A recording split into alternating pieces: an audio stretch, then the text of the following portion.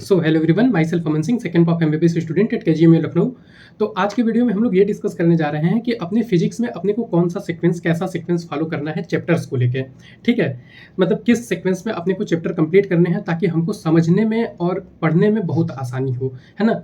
ये वीडियो अब तक का मुझे लगता है यूट्यूब पे सबसे यूनिक वीडियो होने वाला है। क्यों? क्योंकि इस तरीके से ये तरीका आपको अभी तक कोई नहीं बताया है। ठीक है, आज तक आपको कोई नहीं बताया होगा, इनफैक्ट मेरे को भी किसी ने नहीं बताया था। मैंने जब मैं ड्रॉपर फेज में था तो मुझे चीज़ें खुद रियलाइज हुई कि अच्छा, इसको यदि इस चैप्टर के साथ कवर कर लिया जाए तो मेरी काफ़ी सारी चीज़ें क्लियर हो जाएंगी। ठीक है, आप यदि ड्रॉपर होगे तो आप खुद मेरी बातों से एग्री करोगे। आप वीडियो पूरा देखना, जब आप पूरा वीडियो देख लोगे, आप पूरा सीक्वेंस समझ लोगे तो आपको खुद समझ में आएगा कि मैंने किस हिसाब से चैप्टर्स को डिजाइन किया हुआ है यहाँ पे, है ना। आप खुद मेरी बात को एग्री करोगे, है ना। मैं जब ड्रॉपर में था तो मैं 11th-12th के पूरे सिलेबस को, फिजिक्स को पूरा इंटीग्रेट करके किया था कि हाँ, इस चैप्टर के बाद ये करना है, इसके बाद ये करना है, इसके बाद ये करना है, इसके बाद ये करना है। तो आपको सारी चीज़ें समझ में आ जाएंगी। आप यदि क्लास 12th अपीयरिंग हो तो हो सकता है आपको सारी चीज़ें अभी थोड़ा सा ना समझ में आए, थोड़ा सा ना रिलेट हो, लेकिन आपको भी यही सीक्वेंस, आपको भी यही तरीका फॉलो करना है अपने फिजिक्स को कंप्लीट करने के लिए।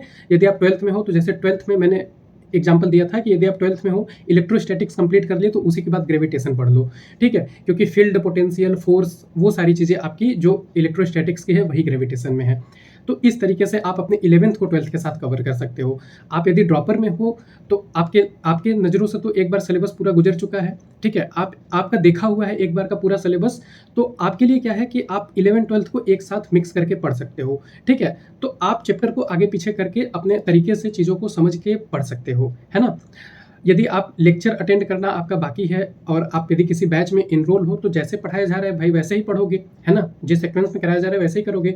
लेकिन यदि आप यूट्यूब से पढ़ रहे हो, यदि आप कहीं ऐसे जगह से पढ़ रहे हो जहाँ पे आपको सारे लेक्चर अवेलेबल हैं, तो जिस सीक्वेंस में मैं कह रहा हूँ उसी सीक्वेंस में आपको फिजिक्स लेके चलनी है। ठीक है, कि पहले ये चैप्टर फिर उसके बाद ये चैप्टर।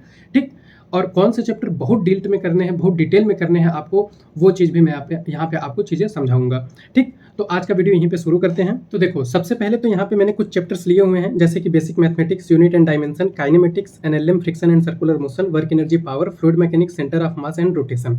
ठीक है, यहाँ पे अभी कोई सीक्वेंस नहीं है, यहाँ पे आपका देखा हुआ सीक्वेंस है। ठीक है, तो अभी आप पहले इन चैप्टर्स को करोगे। ठीक है, बिना कोई सीक्वेंस, बिना मेरी बात माने। ठीक है, इन्हीं सीक्वेंस में, और जो चीज़ें मैंने इन सीक्वेंस में छोड़ दी है उसको आप छोड़ देना। जैसे फ्लूइड मैकेनिक्स के पहले आपका सॉलिड वाला चैप्टर था, मैकेनिकल प्रॉपर्टीज ऑफ सॉलिड, तो उसको आप यहाँ पे नहीं करोगे। जैसे ये लिखा है वैसे ही आप अपनी मैकेनिक्स करोगे। ठीक है, वैसे ही आप अपनी मैकेनिक्स करोगे। ठीक, इसमें क्या है कि आप जो बेसिक मैथमेटिक्स है और जो आपका वेक्टर है इसको आप बहुत अच्छे से करोगे। ठीक है, और वेक्टर में specially dot product and cross product. ठीक, ये आपको हमेशा काम आएगा। बेसिक मैथमेटिक्स में आपका सबसे इंपॉर्टेंट जो है वो आपका कैलकुलस। कैलकुलस में डिफरेंशिएशन, इंटीग्रेशन में एक फार्मूला जो मोस्ट इंपॉर्टेंट है वो यही है कि आप x के पावर n है तो उसका डिफरेंशिएशन क्या होगा, उसका इंटीग्रेशन क्या होगा। ये मोस्ट यूज्ड फार्मूला है, तो इस पे आपका प्रैक्टिस, इस पे आपका हाथ अच्छे से बैठा हुआ होना चाहिए, है ना। ठीक, तो सबसे अच्छे से आप इन दोनों चैप्टर्स को करेंगे। ठीक, इसके बाद यूनिट एंड डायमेंशन में चीज़ों को करेंगे, पढ़ेंगे। ठीक है, वर्नियर कैलिपर और स्क्रू गेज को आप गलती से भी नहीं छोड़ेंगे। उसके बाद आप क्या करेंगे कि डायमेंशन, अभी आप एक बार ये चैप्टर पढ़ लेंगे, बाद में आप जब हर चैप्टर पढ़ते जाएंगे तो यदि आपको कराया जा रहा है या फिर नहीं कराया जा रहा है, जहाँ भी आपको कोई भी फार्मूला दिखे तो वहाँ से आप उसके डायमेंशन को हमेशा फाइंड करने की कोशिश करेंगे। इस चीज़ को आप अपने रूटीन में लाएंगे कि हर फार्मूले में से आपको डायमेंशन वगैरह फाइंड करने आना चाहिए, है ना। फिर उसके बाद आते हैं, आपको ये चैप्टर भी बहुत अच्छे से करना है। ये देखो, स्टार्टिंग के चैप्टर्स हैं और ये खुद सीक्वेंस में आपको करने हैं, इसमें आपको कोई सीक्वेंस फॉलो नहीं करना है। और काइनेमेटिक्स, ठीक, 1D 2D का काइनेमेटिक्स और एनएलएम, फ्रिक्शन और सर्कुलर मोशन, ये दोनों चैप्टर आपको बहुत अच्छे से डील करना है। ठीक है, बहुत अच्छे से, ये आपके बेसिक बिल्डिंग ब्लॉक हैं। ठीक, इसके बाद आप वर्क एनर्जी, पावर करोगे। ठीक है, इसके बाद आप फ्लूइड मैकेनिक्स करोगे। फ्लूइड मैकेनिक्स में भी आपके सारे मैकेनिक्स वगैरह ही यूज हो रहे हैं। ठीक, उसके बाद आप सेंटर ऑफ मास करोगे, रोटेशन करोगे, इसमें आप आगे पीछे थोड़ा कर सकते हो। ठीक है, तो इतना चैप्टर करने के बाद अब मेरा यहाँ से शुरू होगा कि मैं आपको बताऊंगा कि आपको कैसे सीक्वेंस लेके चलना है। अब इतना चैप्टर कंप्लीट होने के बाद आप लोग आओगे इधर। ठीक है, इतना होने के बाद आप आओगे इधर, यहाँ से आप डायरेक्ट आओगे इलेक्ट्रोस्टैटिक्स पे। ठीक है, अब इलेक्ट्रोस्टैटिक आपको बहुत अच्छे से करनी है। ठीक, सिर्फ एक चैप्टर में कह रहा हूँ, इन चारों में इलेक्ट्रोस्टैटिक्स बहुत अच्छे से करनी है, जितने अच्छे से कर सको उतना करो, ठीक है। पूरा लेक्चर देखो 7, 8, 9, 10 घंटे का, जितना भी आपको पढ़ाया गया है। इलेक्ट्रोस्टैटिक्स आपको बहुत अच्छे से करनी है, ठीक है। इसमें आप electric charge, field, electric potential, ये सब आपका तैयार हो जाएगा यहाँ से, ठीक है। और इलेक्ट्रोस्टैटिक्स पढ़ने में आसानी से हो भी जाता है, ठीक है। इसके बाद आप जंप करोगे ग्रेविटेशन पे, जो 11th में आपने छोड़ा हुआ है ना। तो इलेक्ट्रोस्टैटिक्स और ग्रेविटेशन आपके साथ साथ हो जाएंगे, है ना। इसमें क्या है, आपका ये जो ग्रेविटेशन है ये इलेक्ट्रोस्टैटिक्स की तरह है, जैसे कि मैं अभी आपको बताया। इसमें क्या है कि जैसे आपका फोर्स हो गया, फील्ड हो गया, पोटेंशियल हो गया, सेल हो गया, सॉलिड सेल, हॉलो सेल, ठीक है। तो यहाँ मास होगा, वहाँ पे चार्ज सेल होगा, ठीक है। यहाँ पे रिंग हो गया, यहाँ पे रिंग ऑफ मास m है, वहाँ पे ring of charge carrying q है, ठीक है। उसके बाद आपका एक्सियल डाइपोल हो गया, हाँ। उसके बाद आपका एक्सियल पोजीशन पे, इक्वेटोरियल पोजीशन पे फील्ड क्या है, तो ग्रेविटेशनल फील्ड क्या है, इलेक्ट्रिक फील्ड क्या है, ये सारी चीज़ें आपकी एकदम सिमिलर जाएंगी इलेक्ट्रोस्टैटिक्स और ग्रेविटेशन की, ठीक है। एकदम सिमिलर होने के बाद लास्ट में आपको भाई केपलर लॉ वगैरह बचता है, तो वो थोड़ा सा हो जाएगा। इसके बाद आप आओगे मूविंग चार्ज एंड मैग्नेटिज्म पे, जो कि आपका एकदम अच्छे से इलेक्ट्रोस्टैटिक से रिलेट होगा, ठीक है। इलेक्ट्रिक डाइपोल, यहाँ पे मैग्नेटिक डाइपोल, ठीक है। यहाँ पे इलेक्ट्रिक चार्ज, यहाँ पे आप मैग्नेटिज्म एंड मैटर में जब आओगे तो यहाँ पे मैग्नेटिक का भी वो लेते हैं ना, QM करके डिनोट करते हैं, ठीक है। तो यहाँ पे इलेक्ट्रिक चार्ज, वहाँ पे मैग्नेटिक पोल में मैग्नेटिक चार्ज करके करते हैं, जैसे कि मैग्नेटिक डाइपोल निकालना है तो QM×L, ठीक है। तो वो होता है ना। तो आपका इलेक्ट्रोस्टैटिक्स के बाद ग्रेविटेशन हो जाएगा, मूविंग चार्ज एंड मैग्नेटिज्म हो जाएगा, मैग्नेटिज्म एंड मैटर हो जाएगा, ठीक है। उसके बाद इन चैप्टर्स में थोड़े थोड़े, जैसे मैग्नेटिज्म एंड मैटर में अर्थ मैग्नेटिज्म वगैरह है, तो वो सब आप देख सकते हो। मूविंग पाइल, कैलोमीटर, वो सब करंट में आएगा, अच्छा ठीक है, ठीक। तो ग्रेविटेशन, इलेक्ट्रोस्टैटिक्स आप बहुत अच्छे से कर लेते हो, तो आपको ये चैप्टर आसान हो जाएगा। वहाँ पे इलेक्ट्रिक डाइपोल, यहाँ पे मैग्नेटिक डाइपोल, वहाँ पे इक्वेटोरियल एक्सियल पोजीशन, यहाँ पे भी इक्वेटोरियल एक्सियल पोजीशन पे फील्ड आपको निकालनी है, फोर्स निकालनी है, तो ठीक है। आप यदि इलेक्ट्रोस्टैटिक्स के बाद इन सारे चैप्टर को कर लोगे तो आपका ये पूरा तैयार हो गया। अब इसके बाद हम लोग जंप करेंगे यहाँ पे। अब यहाँ पे आपको चाहे जैसे करके आपको कैपेसिटर, करंट, ठीक है। अब आपका इलेक्ट्रोस्टैटिक हो चुका है, तो आप उसके बाद कैपेसिटर, करंट कर लोगे, ठीक है। जब आपका कैपेसिटर और करंट हो जाएगा तो आप EMI पे आ जाओगे। EMI पे आने के लिए आने से पहले आपका करंट हो जाना चाहिए और इधर से मैग्नेटिज्म हो जाना चाहिए, ठीक है। करंट और EMI को मिला के करंट और मैग्नेटिज्म को मिला के आप आ जाओगे अपने EMI पे, ठीक। अब ये आपके चैप्टर्स हो गए। अब 11th में हमने एक चैप्टर छुड़वाया हुआ है आपका मैकेनिकल प्रॉपर्टीज ऑफ सॉलिड। अब यहाँ पे मैकेनिकल प्रॉपर्टीज ऑफ सॉलिड आप कवर कर लोगे, ठीक है। अब इतना हो गया तो आप अब यहाँ से जंप करोगे अपने थर्मल प्रॉपर्टीज ऑफ मैटर वाले चैप्टर पे। यहाँ पे लाने के लिए मैंने इतनी प्रिपरेशन कराई, क्योंकि थर्मल प्रॉपर्टीज ऑफ मैटर को समझने के लिए आपका mechanical properties of solid clear होना चाहिए, प्लस उसके बाद आपका करंट क्लियर होना चाहिए, क्योंकि जब आपका यहाँ पे थर्मल कंडक्टेंस वगैरह आएगा तो पूरा करंट की तरह चीज़ें चलेगी। करंट में जैसे आप रेजिस्टेंस निकालते थे, वैसे ही आप यहाँ पे हीट रेजिस्टेंस निकालोगे, हीट करंट निकालोगे, ठीक है। वैसे ही आपका ये वाले जो सवाल होते हैं, ठीक है। और फिर उसके बाद आप वायर को, मतलब कोई वायर है तो उसका रेजिस्टेंस निकाल के उसका वायर का रेजिस्टेंस, हीट रेजिस्टेंस निकाल के आप उसको इलेक्ट्रिकल सर्किट बना के सॉल्व कर सकते हो थर्मल प्रॉपर्टीज ऑफ मैटर में, ठीक है। अब यहाँ हो गया, तो अब इसी के बाद हम लोग KTG और थर्मोडायनेमिक्स कवर कर लेंगे, ठीक। और ये थर्मोडायनेमिक्स जैसे ही कवर करेंगे उसी समय हम लोग केमिस्ट्री का थर्मोडायनेमिक्स कवर कर लेंगे, और एक पेज लेंगे जिसमें हम लोग अपना डिवाइड कर लेंगे कि फिजिक्स के थर्मोडायनेमिक्स के फार्मूले और केमिस्ट्री के थर्मोडायनेमिक्स के फार्मूले, ठीक है। जैसे कि एडियाबैट में वहाँ पे डिनोमिनेटर में 1 - गामा आता है फिजिक्स में, और केमिस्ट्री में गामा-1 आता है, ठीक। यहाँ पे आप समझ ही रहे हो, Q = ΔU + W, वहाँ पे केमिस्ट्री में ΔU = Q + W। तो ये चीज़ आप फिजिक्स के थर्मोडायनेमिक्स के साथ साथ केमिस्ट्री का भी थर्मो खत्म कर लेंगे, ठीक।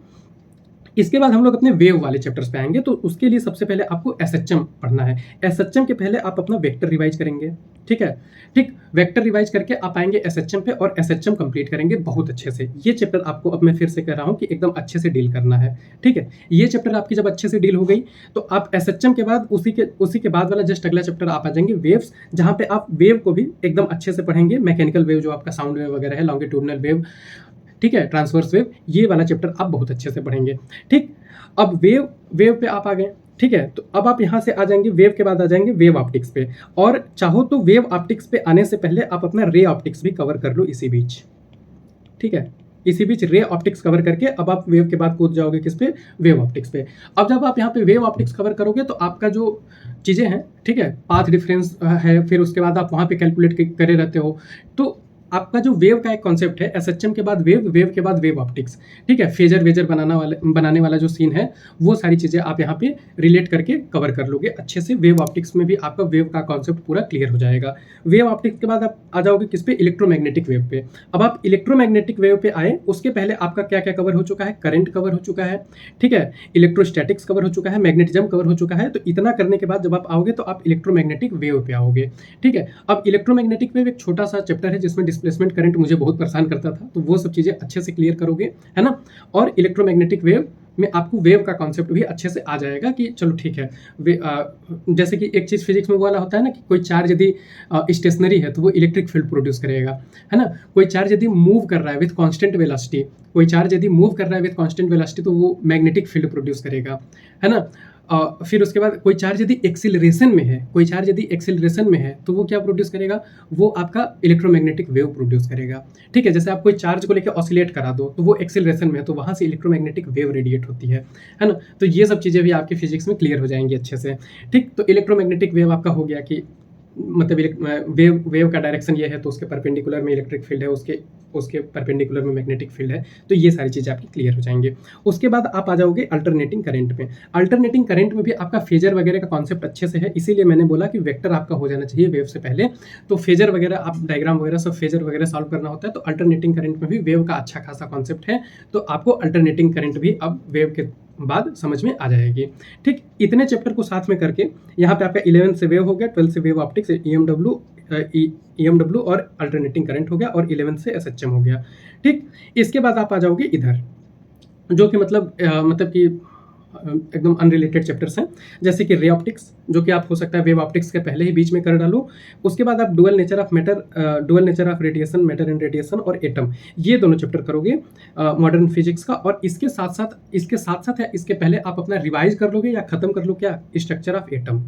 कौन सा? केमिस्ट्री वाला, ठीक? केमिस्ट्री का स्ट्रक्चर ऑफ एटम कवर कर लोगे, ठीक?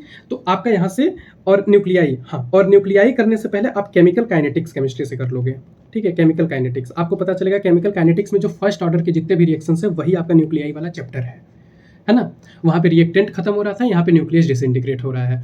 तो ये हो गया आपका यहीं पे केमिस्ट्री के। अब अपने फिजिक्स कवर करते करते बीच में हमने केमिस्ट्री के 3 चैप्टर भी खत्म कर दिए जो कि एकदम रिलेटेड थे, ठीक? उसके बाद आप अपना सेमीकंडक्टर खत्म कर लोगे और ये हो गया आपका पूरा सीक्वेंस की आपको फिजिक्स कैसे लेके चलनी है। तो ये आपका पेज हो गया, यही मुझे यहाँ पे समझाना था। और अब आप लोग बताओ कि आपको रिलेट हो रहा है कि नहीं मैंने जैसे समझाया, ठीक है? आप कमेंट में बताओ कि क्या ये वाकई में बेनिफिशियल रहेगा या नहीं रहेगा। देखो भाई, मैंने प्रिपरेशन जब करी थी ड्रॉपर फेज में तो मैंने ऐसे ही करी थी चीज़ों को, है ना? इसी सीक्वेंस में चीज़ों को मैं लेके जाता था अपने रिवीजन टाइम में, क्योंकि पढ़ते टाइम तो मैं उस समय तो मेरे पास इतना दिमाग था नहीं कि इतना चीज़ों को मैं रिलेट करूँ।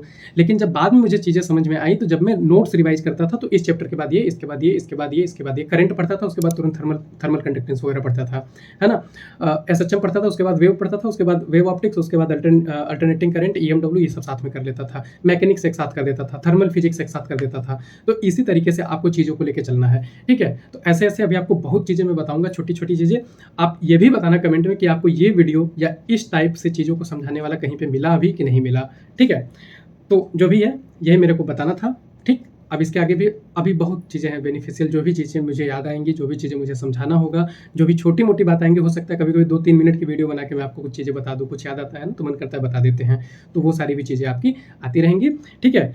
तो चैनल से कनेक्टेड रहो, अच्छे से पढ़ते रहो, है ना?